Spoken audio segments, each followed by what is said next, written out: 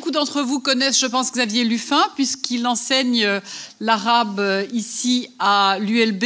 Alors, il est extrêmement connu pour ses travaux sur la littérature arabe. Et alors, il fait le grand écart entre des poètes qui sont des poètes de l'époque médiévale, si on peut parler de Moyen-Âge, hein, avec une anthologie sur les poètes noirs d'Afrique qui va jusqu'au XVIe siècle, c'est ça ? Oui. Et le monde contemporain, puisqu'il traduit de très nombreux auteurs, entre autres des auteurs soudanais. Et vous le savez peut-être, plusieurs des traductions de Xavier ont été récompensées par des prix prestigieux, dont le prix de la traduction d'Arles. Donc nous le félicitons et nous le saluons de cette double casquette d'universitaire et de passeur de culture qui nous permet d'entrer en contact avec une littérature à laquelle il nous donne l'accès en tant que non-arabophone ou non-arabisant, puisque ces traductions sont diffusées donc, dans le monde francophone contemporain. À vous, Xavier.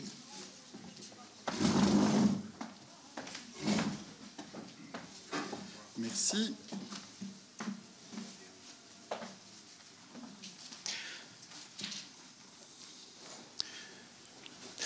Alors effectivement, je suis peut-être un peu un intrus dans cette journée d'études puisque je travaille essentiellement sur la littérature arabe, alors à la fois ancienne et donc médiévale comme ça a été dit, mais surtout contemporaine et je vais essayer justement de faire le lien entre ces deux littératures par deux biais. Le premier, c'est la question de l'ironie, justement. Je vais partir de la littérature contemporaine et de celle que je connais le mieux, donc en l'occurrence la littérature soudanaise, puisque je travaille depuis quelques années sur cette littérature. Et je vais ensuite, après vous avoir fait un petit panorama très rapide de l'histoire du Soudan pour comprendre le contexte très particulier de cette littérature, je vais ensuite rebrousser chemin et revenir quelques siècles en arrière pour voir si on peut opérer des ponts entre la tradition littéraire arabe aujourd'hui et la tradition médiévale. Alors, je vais me concentrer sur le Soudan, mais l'exercice que je vais faire aujourd'hui, on pourrait le faire avec la littérature irakienne ou avec la littérature palestinienne. C'est un choix. Alors, je vais vous parler en particulier d'un auteur qui est mon auteur fétiche. Alors je suis devenu en quelque sorte son traducteur vers le français. Donc il s'appelle Abdelaziz Baraka Sakin. C'est lui que vous voyez sur la couverture d'un des deux livres. J'ai traduit jusqu'à présent plusieurs de ses nouvelles et 3 de ses romans, dont Le Messie du Darfour, dont je vais un peu vous parler aujourd'hui. Et un autre qui n'est pas encore sorti en français, qui devrait sortir en automne, prochain automne, et qui s'appelle Samahani. Alors, avant de parler de la littérature du Soudan, il faut que je vous donne quelques indications sur ce pays. C'est un pays qui fait partie, vous le voyez, de l'Afrique du Nord, mais qui est à cheval entre le monde arabe et l'Afrique. Alors en réalité, il se situe géographiquement en Afrique, mais vous savez que l'Afrique du Nord, le Maghreb et l'Égypte, s'ils font partie, bien sûr, géographiquement de l'Afrique, sont culturellement souvent rattachés plutôt au monde arabe avec la péninsule arabique et le Proche-Orient. Et le Soudan est réellement le lien entre ces deux mondes, c'est-à-dire que vous avez à l'intérieur de ce pays une population importante dans le nord qui est arabophone et qui est de culture musulmane. Et puis vous avez dans le sud, mais aussi en réalité un peu partout dans la marge du pays, des communautés qui sont d'un point de vue religieux soit chrétiens, soit animistes, soit musulmans, et d'un point de vue linguistique et culturel, ce sont des gens qui parlent toute une série de langues différentes à côté de l'arabe ou à la place de l'arabe. Alors c'est un pays qui est traversé depuis son indépendance, c'est-à-dire depuis 1956, par des troubles sociaux importants et qui a été en guerre civile pratiquement depuis son indépendance. En réalité, la première guerre civile au Soudan a commencé un peu avant l'indépendance. C'est terminé en 72, et puis la guerre civile a repris entre le nord et le sud jusqu'au début des années 2000, et ensuite vous avez un autre conflit qui est très connu, hélas, c'est le conflit du Darfour dans l'ouest du pays. Alors si je vous parle de ce contexte à la fois religieux, ethnique, et si je vous parle aussi de la guerre civile dans ce pays, c'est parce que ce sont des thèmes qui sont abordés très généralement par les auteurs soudanais, et notamment par Baraka Sakin, dont je vais vous parler aujourd'hui. Et je vous montre deux illustrations pour vous donner une idée de la population soudanaise. Donc la photo du bas, ce sont des gens qui habitent dans le sud du pays. La photo du nord, elle est prise dans la capitale.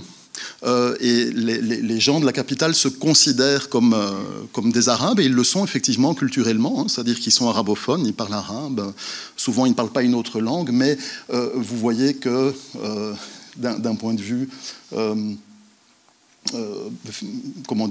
phénotypique, la plupart des populations arabes du nord du Soudan ont aussi des origines africaines. Donc ce sont souvent des gens qui se sont arabisés au cours des siècles, et l'une des causes principales de la guerre civile au Soudan, il y a plusieurs causes, mais l'une des causes principales, c'est justement ce problème d'identité entre un gouvernement central qui a toujours proclamé le fait que le Soudan soit un pays musulman et arabe, en niant les autres cultures, ce qui pourtant peut paraître difficile quand vous voyez la photo prise dans la capitale, et les populations, pas seulement du Sud, mais de la marge aussi, qui revendiquent une place à côté de la culture arabe. Alors, Abdelaziz Baraka Sakin, comme je vous le disais tout à l'heure, s'est emparé de ces thèmes dans la littérature, notamment à travers, je vais vous parler brièvement du Messie du Darfour et essayer de déceler ce qui me semble être de l'ironie, et peut-être que mes collègues me corrigeront. Et puis je vais surtout vous parler d'un autre roman, le plus récent, qui n'est pas encore sorti. Alors le Messie du Darfour, c'est un roman qui décrit la guerre civile et le génocide qui s'en est suivi dans l'ouest du pays. Et on se rend compte que l'auteur, et il n'est pas le seul, beaucoup d'auteurs soudanais font ça, a recours à toute une série de procédés comme la satire, l'utilisation de l'absurde, du ridicule, mais aussi de l'ironie pour décrire la guerre civile. Alors il y a plusieurs explications qui peuvent nous aider à comprendre pourquoi l'auteur procède de cette manière. Il me semble que l'élément le plus important, et c'est ce qui fonctionnerait aussi si je vous parlais aujourd'hui plutôt de littérature irakienne, c'est la difficulté de décrire des scènes qui sont tout simplement insoutenables. On parle de guerre civile, on parle de génocide, on parle de viols massifs, etc. Et l'auteur, pour se distinguer d'un reportage sur ce qui se passe au Soudan et pour en donner un aperçu littéraire, a transformé, si vous voulez, cette guerre du Darfour via une trame très intéressante en un roman. Et les éléments de violence sont tellement fort et tellement cru qu'une des manières, en tout cas c'est ma lecture, une des manières de faire passer cette violence, c'est un peu le principe du réalisme magique, si vous prenez des auteurs comme Carlos Fuentes, etc., c'est un peu le même système. On décrit une violence tellement forte qu'une manière de distancier le lecteur de la violence décrite dans le roman est d'utiliser une série de méthodes comme le fantastique aussi, je ne l'ai pas montré tout à l'heure, mais qui rendent cette violence non pas plus acceptable, mais elle paraît tellement indescriptible, tellement inhumaine qu'il faut lui donner justement un côté qui n'est pas humain. Alors ça, c'est plutôt pour, si je vous parle de l'aspect fantastique ou de l'absurde, il y a d'autres motivations aussi, comme le contournement de la censure. Le Soudan est une dictature, et donc très souvent, écrire un livre qui frontalement décrit la guerre civile conduit l'auteur en prison. Cet auteur a d'ailleurs été plusieurs fois en prison, et donc en faire un récit fantastique le rend plus, lui donne moins de prise à la censure. Alors, pour vous donner un exemple, la trame de ce roman est la suivante. Les autorités apprennent que quelque part dans l'ouest du Soudan, c'est-à-dire dans la région du Darfour, il y a un homme qui prétend être le Messie. Et alors le Messie, tout le monde évidemment pense au Messie chrétien, mais en réalité le Messie apparaît aussi dans la tradition musulmane, et il fait référence en réalité à ces deux traditions. Et donc le président, qui est un militaire, a peur de cette Xème rébellion dans le pays, et il va donc envoyer des gens pour essayer d'arrêter ce Messie. Alors vous vous en doutez, il ne va pas y arriver tout de suite. Là, on est dans les premières pages du roman. Et où est l'utilisation, selon moi, de l'ironie ? On la trouve, par exemple, dans le discours. Alors l'ironie, elle se trouve parfois dans la bouche des personnages, mais c'est souvent l'ironie de l'auteur lui-même. Alors dans ce cas-ci, donc le président qui décide d'arrêter le Messie nous dit ceci. Il voulait le tuer, donc c'est le président qui veut tuer le fameux Messie, d'une manière particulière, dont il pourrait se délecter. Il voulait lui choisir une fin qui conviendrait à ses ambitions. Puisqu'il prétendait avec tant d'assurance être le Messie, puisque tel était son message, qu'il n'était ni l'un des apôtres, ni l'un de ses disciples, qu'il n'était ni l'Antéchrist, ni le Mahdi, ni même le légendaire Balambagil, puisqu'il prétendait être le Messie en chair et en os, alors il méritait bien une crucifixion exemplaire. Alors on peut imaginer que le général ne croit pas du tout, et c'est là qu'est l'ironie, que ce personnage est un vrai Messie, mais il dit, soit, puisque tu es un Messie, je vais t'envoyer mes troupes. Et alors les troupes sont accompagnées le livre le dit, 66 charpentiers et apprentis charpentiers, qui sont censés construire des croix pour aller crucifier le Messie en question. Alors, un autre exemple d'ironie assez intéressant, et pour bien la comprendre, c'est pour ça que je me suis attardé sur ces photos, c'est la difficulté au Soudan de faire la différence entre qui se considère comme arabe et qui se considère comme africain dans le pays. Donc les gens du dessus, beaucoup pourraient se considérer comme étant des arabes, et ceux du dessous, clairement, ce sont des Dinkas, donc eux se considèrent comme des africains. Mais une fois que les Soudanais sortent de leur pays et qu'ils vont au Proche-Orient, les gens ont plutôt tendance à considérer qu'ils sont africains et non pas arabes. Même si peu importe, pour moi ce qui compte c'est l'identité individuelle. Mais ce point de détail est important pour comprendre cette scène-ci. Les officiers, pendant la guerre du Darfour, approchent une tribu arabe. Alors on les appelle ici les Bani Hassan. Et le gouvernement veut qu'ils rentrent en guerre avec les tribus africaines qui se trouvent autour de la ville, et il leur donne des armes et il leur ordonne de tuer les Africains, donc en l'occurrence tous les gens noirs de peau qu'ils rencontrent. Et alors, voici ce que ça donne. Il leur donna des armes, des munitions et des instructeurs, comme il l'avait déjà fait avec des dizaines d'autres tribus arabes, et il leur demanda de se défendre contre les exactions des tribus noires. Ils lui demandèrent, donc ça ce sont les Arabes qui parlent, mais qui sont ces Noirs ? Il leur expliqua qui étaient les Noirs, ce qui les rendit confus, car tous les adjectifs utilisés, c'est-à-dire ils ont des cheveux crépus, ils ont la peau foncée, etc., pour les décrire, correspondaient parfaitement à chacun d'eux. Alors il avança un autre argument, etc., etc. Mais donc encore une fois, vous avez ici le côté ironique d'une scène où on donne des armes à des gens qui se considèrent comme des Arabes, et on leur dit, vous devez tuer les Africains. Qui sont-ils ? Tous les gens que vous rencontrez et qui sont noirs. Et puis ils se regardent et ils se disent, donc c'est nous-mêmes en réalité. Alors ce procédé est présent de manière continue dans le roman. Je pourrais vous donner plein d'autres exemples, mais je préfère passer directement à un autre roman plus récent qui va me permettre plus facilement encore de faire le pont avec la littérature médiévale. Le roman s'appelle Samahani et est censé se passer en Afrique de l'Est. Et le roman parle exclusivement de l'esclavage, à travers une histoire d'amour entre un eunuque d'origine africaine et une princesse omanaise. Et donc, en réalité, l'eunuque est mis au service de la princesse omanaise, et il va tellement bien lui rendre service qu'il va, bien que nu, qu'il va devenir l'amant de la princesse. Alors, inutile de vous dire que le roman était, enfin, si, peut-être que je dois vous le dire, le roman était interdit. Le roman précédent était interdit au Soudan et celui-ci est interdit à Oman.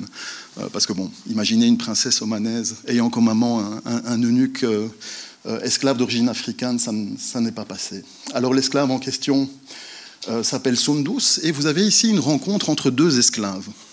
Sundus est eunuque, il en souffre beaucoup, c'est un peu l'essentiel de la trame du roman, et il va au marché, il accompagne la princesse, il est bien habillé, avec des vêtements soyeux, etc., puisqu'il fait partie de l'entourage de la princesse, et il rencontre un autre esclave, qui lui travaille comme apprenti d'un bijoutier.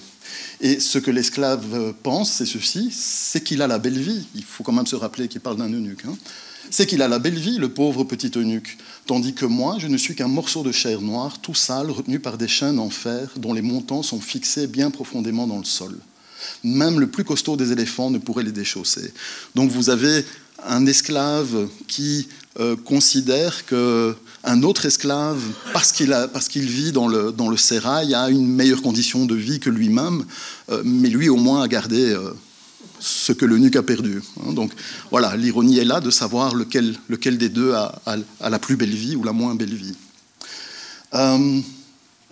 Alors, le titre faisait référence au pouvoir. Ben, évidemment, les références précédentes y sont liées.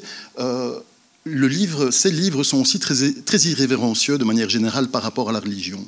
Et il y a ici une scène où les esclaves se moquent du sultan. Le sultan, tout au long du roman, est appelé le sultan récemment béni de Dieu. Alors au début, quand on lit le roman, on se demande pourquoi est-ce qu'il a été récemment béni de Dieu. Si on est béni de Dieu, on l'est depuis le départ. Et en fait, vous avez l'explication ici. En réalité, il a payé, si vous voulez, un religieux pour lui construire une généalogie qui montre que c'est un homme saint, qui descend du prophète, etc., etc. Mais comme personne n'est dupe, les gens, ils sont obligés par la loi de l'appeler le sultan béni de Dieu, mais ils rajoutent le sultan récemment béni de Dieu. Donc voilà encore, à mon sens, une forme d'ironie. Donc, quelques égarés et autres envieux et mal intentionnés ajoutaient à cette phrase le terme récemment, parce qu'effectivement la généalogie le faisait remonter au prophète Salomon, était récente. Alors, un autre exemple d'ironie ici, me semble-t-il, je vais peut-être oui, voilà.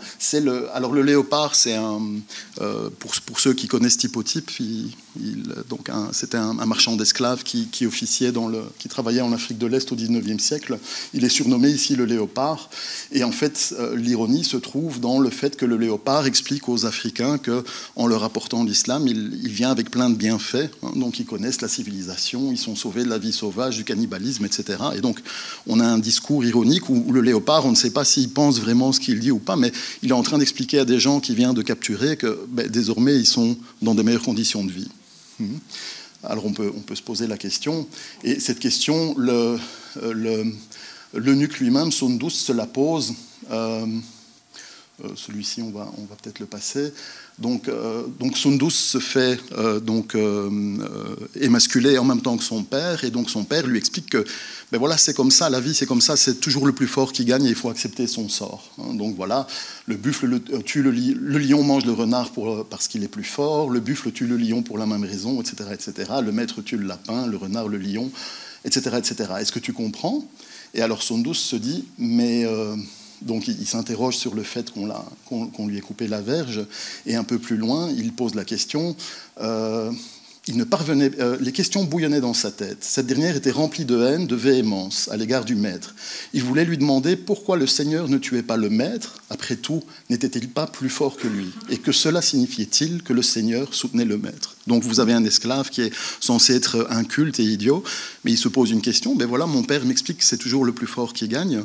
Mais puisqu'on parle de Dieu, pourquoi Dieu ne punit pas le maître qui possède des esclaves?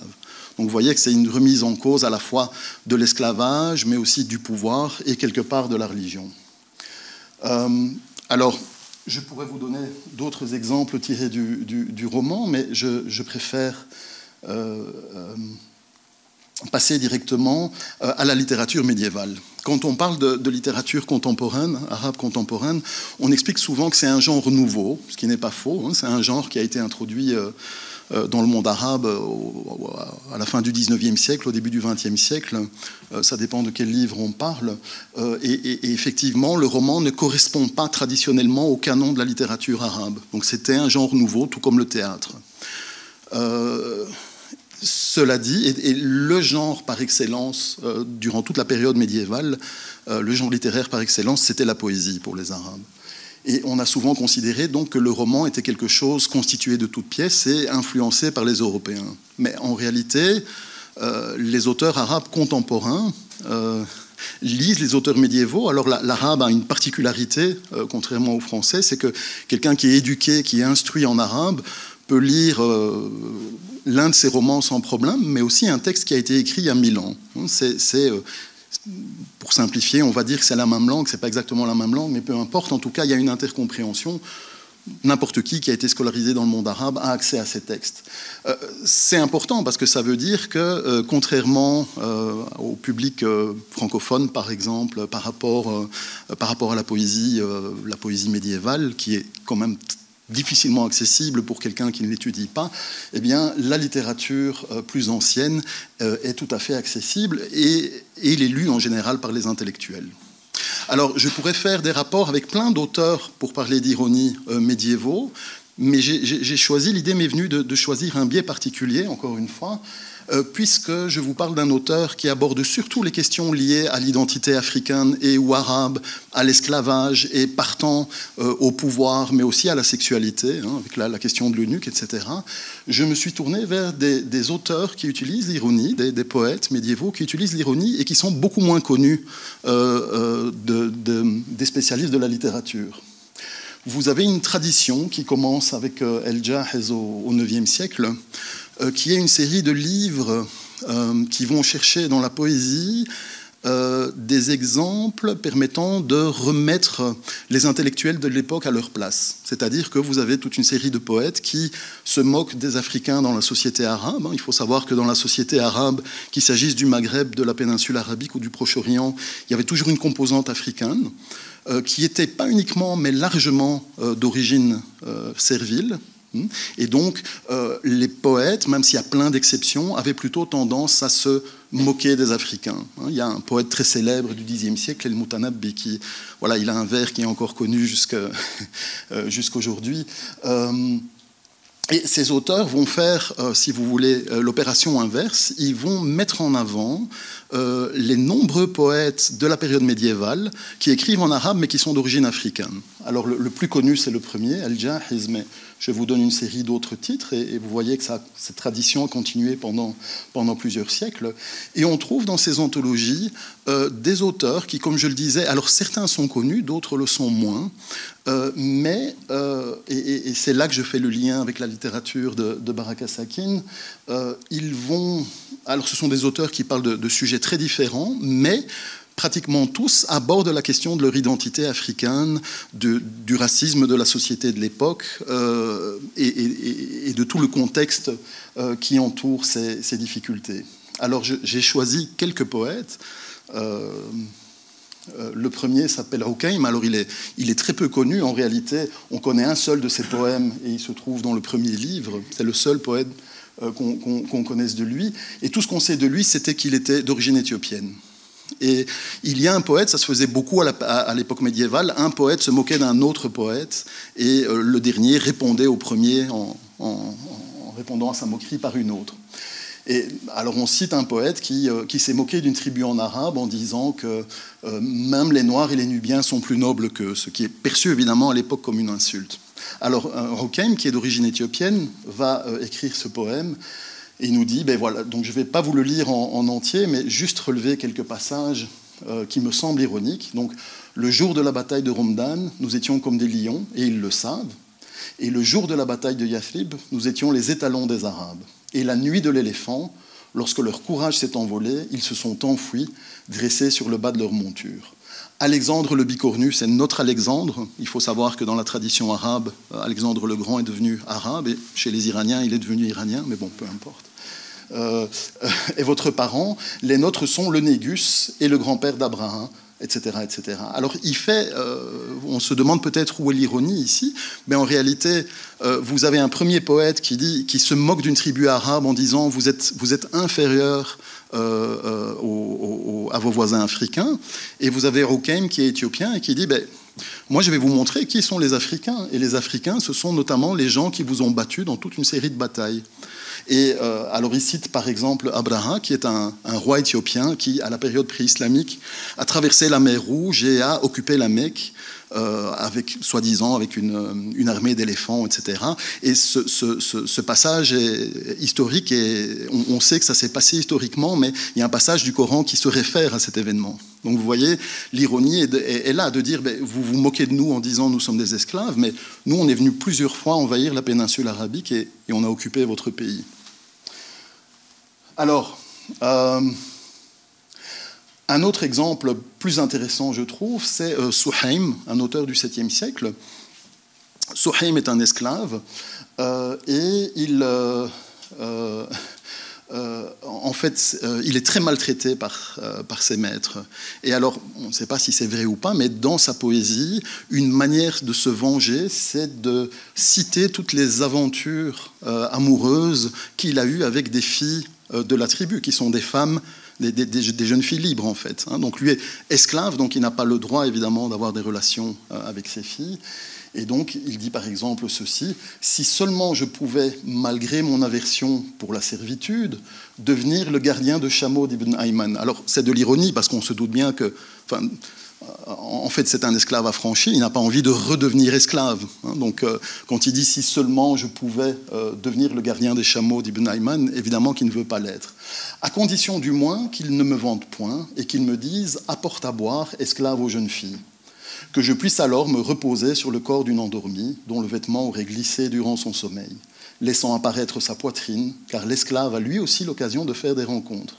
Et si elle refuse, pour qu'elle ne s'enfuie pas, je la retiendrai, pour que l'on puisse au moins admirer sa beauté et sa grâce. Donc, une forme d'ironie selon moi ici est de dire qu'il est prêt à devenir esclave, alors qu'on se doute bien que non, mais dans un seul objectif, c'est de se venger de la tribu en allant séduire les jeunes filles. Alors, il dit à peu près la même chose ici. C'est probablement une légende, mais peu importe, là, je la trouve jolie. À un moment, la tribu est excédée par le comportement de Suhaim et décide de le mettre à mort. Et alors, il aurait déclamé avant de mourir « Attachez bien l'esclave, qu'il ne vous échappe pas ». Encore une fois, c'est ironique, il n'a pas envie de mourir, il voudrait surtout s'échapper, mais peu importe, il leur dit « Attachez bien l'esclave, qu'il ne vous échappe pas. Si peu de choses séparent la vie de la mort, que de gouttes de sueur parfumées ont roulé du front de vos filles jusqu'à la surface de la couche. » Donc encore une fois, même au moment de mourir, imaginez l'affront absolu, dire à ses maîtres voilà, j'ai couché avec vos filles, en fait. C'est ça qu'il dit dans le poème.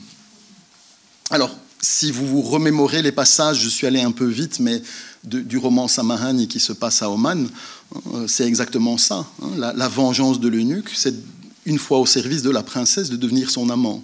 Et elle est folle amoureuse de lui, malgré sa condition. Alors, la religion dans tout ça, ici, par exemple, Abu Dulam, c'est un autre poète d'origine africaine qui était plus porté... il y avait beaucoup de poètes de cette époque-là qui étaient dans ces situations-là. Je vais terminer, plus porté sur la boisson que sur la religion. Il y a un homme très pieux qui s'appelle Moussa, qui lui donne de l'argent et qui lui dit « Écoute, reprends le droit chemin et va faire le pèlerinage à la Mecque, s'il te plaît. On est quelque part en Irak, hein. On est à Bagdad, en fait. Et alors il dit oui, et puis il disparaît pendant un mois, et donc Moussa est persuadé qu'il est parti faire le pèlerinage, et en fait il fait le tour des bars de Bagdad. Et alors quand Moussa l'apprend, il est très fâché, et le poète lui dit « Chers tous, dites-le ensemble, que Dieu bénisse Moussa, ses joues soyeuses semblent teintées d'or lorsqu'il apparaît dans ses vêtements noirs. Je demande l'aide de Daoud et de ses os pour éviter d'accomplir le rude pèlerinage. J'ai appris que la route du pèlerinage engendrait la soif. Or, je suis loin de me contenter d'une seule goutte de vin, etc. etc. Alors, un autre exemple, il va chez le calife à Bagdad et il lui raconte un rêve qu'il aurait eu. « J'ai juré, si je te revoyais sain et sauf, de retour en Irak, chargé d'un beau butin, que d'abord tu prierais pour le prophète et qu'ensuite tu remplirais les pans de ma tunique de dirhams, hein, donc de pièces d'or. » Évidemment, il n'a jamais rêvé ça, mais hein, c'est un subterfuge pour recevoir de l'argent. Un dernier exemple, Abu Nukhayla, qui joue sur le fait justement que les gens se moquent dans le monde arabe des Africains. Il va au Yémen et il dit ceci: « À part moi-même, je n'ai vu aucun bel homme depuis que je suis arrivé au Yémen. Comment peut-on imaginer un pays où le plus bel homme serait moi-même » Voilà, donc je ne sais pas si ce pont est clair, mais j'ai essayé de vous montrer comment vous avez un auteur soudanais d'un côté qui aborde toutes les questions des relations interethniques, interreligieuses, la question de l'esclavage, de la sexualité, de la religion, du pouvoir, et comment ces auteurs, ils ne sont pas coupés de ces traditions-là parce qu'il y a une continuité entre les deux qui est évidente. Hein. C'est-à-dire que Baraka Sakine connaît ses auteurs. Et donc, d'une manière ou d'une autre, on est dans un courant de pensée d'irrévérence qui utilise notamment l'ironie. Et donc voilà, non, le roman arabe n'est pas coupé de la tradition médiévale.